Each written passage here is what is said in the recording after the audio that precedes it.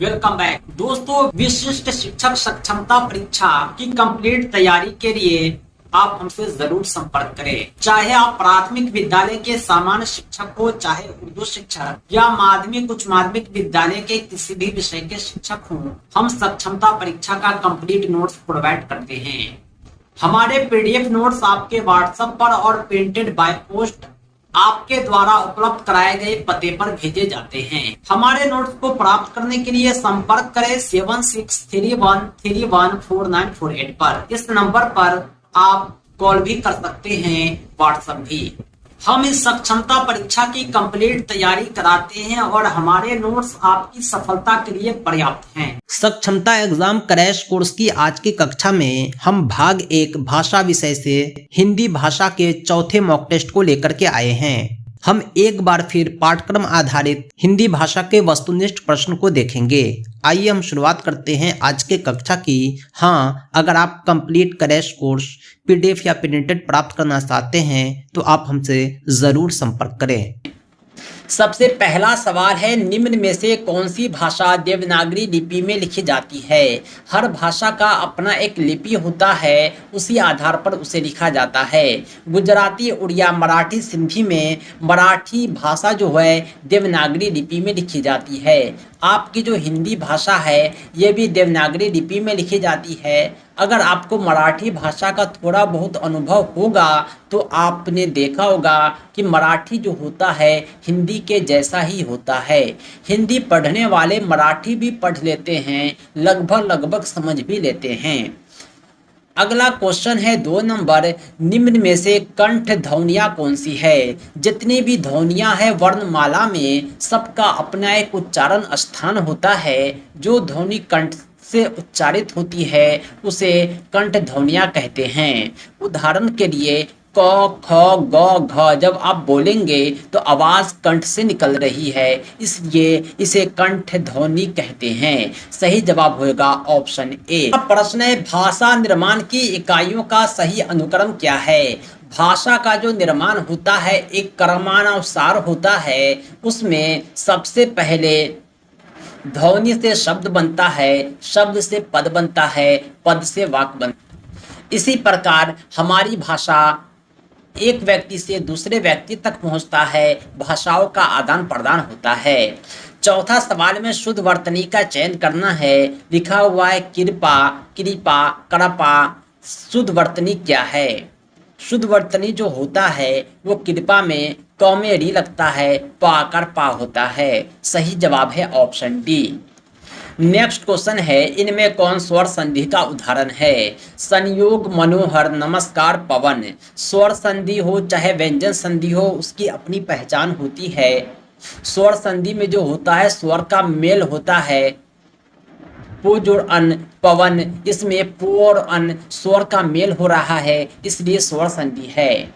अगला क्वेश्चन है, महेश का संधि विच्छेद करना है। महेश महाजुड़ ईश होता है।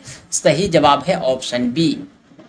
नेक्स्ट क्वेश्चन है, इनमें कौन सा शब्द समूहवाचक प्रत्यय नहीं है? प्रत्यय का एक प्रकार समूहवाचक प्रत्यय भी है, लेकिन प्रत्यय की पहचान ये है कि ये किसी भी शब्द में लगकर एक नया शब्द बना देता है। ऐसा प्रत्यय जो समूह को बतलाए वो समूहवाचक प्रत्यय होता है। लोग हो, गण हो, वर्ग हो, ये सब इकलौता नहीं होता, अकेला नहीं होता, बल्कि हमेशा समूह में होता है। जबकि परेश जो होता है इसका समूह से कोई संबंध नहीं है, इसलिए यह समूहवाचक प्रत्यय नहीं है। अगला क्वेश्चन है, दीनानाथ में कौन सा समास है? कर्म धारण समास की खूबी ये होती है कि इसमें पहला पद विशेषण, दूसरा पद विशेष होता है। दीनानाथ भी कुछ ऐसा ही है, दीन है जो नाथ। इसमें एक पद उपमान तथा दूसरा पद उपमेय होता है, उसे कर्म धारण समास कहते हैं। सही जवाब हो जाएगा ऑप्शन। नेक्स्ट क्वेश्चन है 9 नंबर, साग पात में कौन सा समास है? जैसे ही बीच में आपको हाइफन का सिंबल नजर आए ये द्वंद्व समास की पहचान होती है। इसमें दोनों पद आपस में प्रधान होता है। निम्न में रूढ़ शब्द कौन सा है? शब्द 3 प्रकार के होते हैं, रूढ़, यौगिक, योग रूढ़। रूढ़ शब्द ऐसे शब्द को कहते हैं जो किसी नहीं बना हो न उससे कोई दूसरा बने। जैसे पशु, ये जो है किसी से नहीं बना है, ये रूढ़ शब्द की पहचान है। वाचनालय वाचन से बना है, योग रूढ़ हो गया, विद्यालय भी यौगिक हो गया वाचनालय की तरह। सही जवाब है ऑप्शन डी। नेक्स्ट क्वेश्चन है, स्त्रीत्व शब्द में कौन सी संज्ञा है? स्त्री से बनता है स्त्री। स्त्रीत्व वास्तविकता में स्त्री के भाव को बताता है, इसलिए यह भाववाचक संज्ञा है। इनमें अनिश्चयवाचक सर्वनाम कौन सा है? कौन अनिश्चितता का बोध कराता है उसे अनिश्चयवाचक सर्वनाम कहते हैं। कोई जो होता है अनिश्चयवाचक सर्वनाम होता है क्योंकि अनिश्चित को बतलाता है। कौन, जो वह एक निश्चित को बतलाता है। हम आम बोलचाल में किसी भी शब्द के साथ कोई का प्रयोग करते हैं, इससे ये पता चलता है कि कोई आ रहा है, यानी निश्चित नहीं है। कोई आया होगा, निश्चित नहीं है। कोई आएगा, निश्चित नहीं है। इसलिए इसे अनिश्चयवाचक सर्वनाम कहते हैं। क्वेश्चन नंबर 13 है, आंख का पर्यायवाची शब्द नहीं है। आंख को चक्षु भी कहते हैं, लोचन भी कहते हैं, विलोचन भी कहते हैं, अक्षि भी कहते हैं, लेकिन दृष्टि का अर्थ होता है विजन, न कि आंख। दर्शन होता है, इसलिए आंख का पर्यायवाची दृष्टि नहीं होगा। नेक्स्ट क्वेश्चन है 14 नंबर, चिरंजन का विलोम शब्द क्या है? चिरंजन का अर्थ होता है लंबे समय तक सरवाइव करने वाला, अमर रहने वाला। इसका ठीक उल्टा हो जाएगा नश्वर, जो नष्ट होने की क्षमता रखता हो, नष्ट होने वाला। अगला क्वेश्चन है, उपमान का विलोम क्या होगा? उपमान का उल्टा होता है उपमेय। उपमान यानी सिमिलरिटी, उपमेय यानी अनसिमिलर। क्वेश्चन नंबर 16 है, पुरुष एवं स्त्री का जोड़ा क्या कहलाता है? पति पत्नी, युग्म, युगल, दंपति। पुरुष और स्त्री के जोड़े को दंपति कहते हैं। नेक्स्ट क्वेश्चन है, तुलसीदास ने कहा कि विनाश काल में मनुष्य की बुद्धि भ्रष्ट हो जाती है। यह वाक्य का कौन सा प्रकार है? क्या यह साधारण वाक्य है, या सरल वाक्य है, या संयुक्त वाक्य है, या मिश्र वाक्य है? की पहचान ये है कि साधारण वाक्य में केवल और केवल एक वर्ब होता है, एक सब्जेक्ट होता है। इसमें जो है एक वाक्य ये हो गया, एक वाक्य ये हो गया, दोनों मिलकर एक वाक्य बनाया है, इसलिए ये मिश्र वाक्य हो गया। नेक्स्ट क्वेश्चन है 18 नंबर, इसमें अर्धविराम चिन्ह को पहचानना है। अर्धविराम चिन्ह उसे कहते हैं जहां थोड़ा ठहरा जाता हो।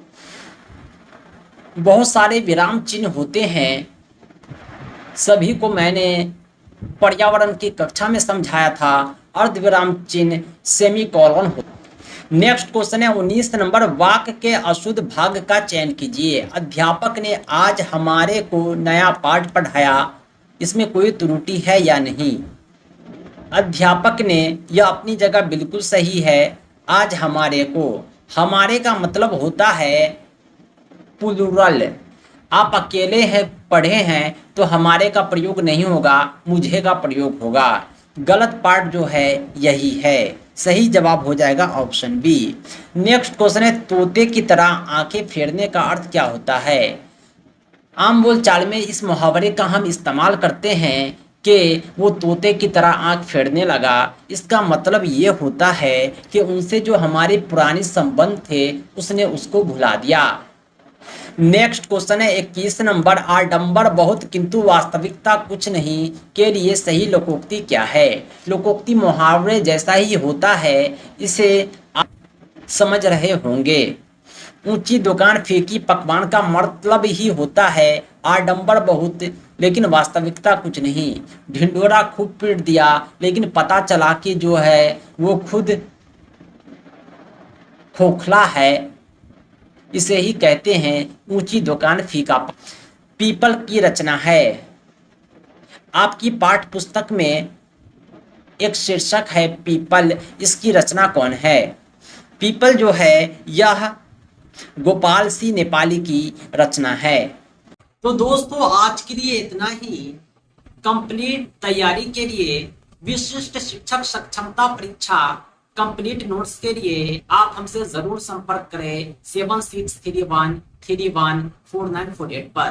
पाठ्यक्रम आधारित संपूर्ण अध्ययन सामग्री के माध्यम से कम समय में आप बेहतर तैयारी कर पाएंगे और अपनी सफलता सुनिश्चित कर पाएंगे और राज्यकर्मी का सपना आपका पूरा हो पाएगा। दोस्तों, इस सक्षमता परीक्षा के नोट्स और अपडेट के लिए आप हमारी वेबसाइट www.teacherahmed.com को भी विजिट करें। साथ ही साथ हमारे एंड्रॉयड ऐप टीचर अहमद को प्ले स्टोर से जरूर डाउनलोड करें। इसका लिंक आपको इस वीडियो के डिस्क्रिप्शन में भी मिल जाएगा। दोस्तों, आज के लिए इतना ही। हम मिलते हैं नेक्स्ट वीडियो में एक अमेजिंग टॉपिक के साथ।